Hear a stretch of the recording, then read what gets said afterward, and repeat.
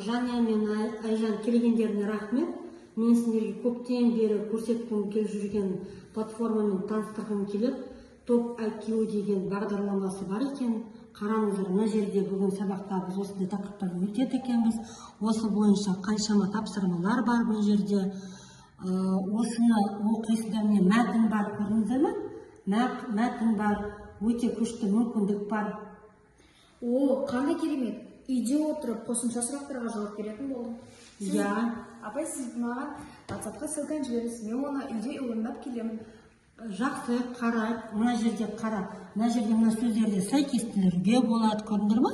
Мына жерге орындарына қоюға болады, бұлай қоясыздар. Келесі, мына тапсырманы есте сақта деген 6-шы тапсырманы үйде оқисың, жақсы ма? Мына жерге жазасың, міне көрдің бе? Мына жерге жазғаннан кейін сен маған келесің. Мына жерде бейне жазбады бар, қара. Түркістан өлкесі. Түркістан өлкесінің тарихы тереңде жатыр.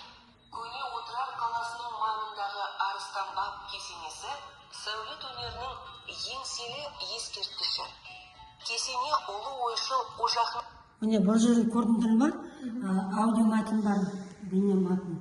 Осы бойынша тыңдалым тақырыпта дағдысын орындаған кезде бұл жерде жазасың.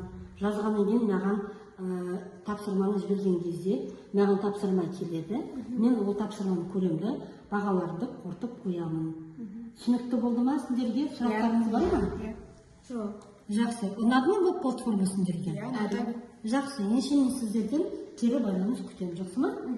Түсінікті. Сұрақтарыңыз жоқ қой? Жоқ. Жақсы, жарайды.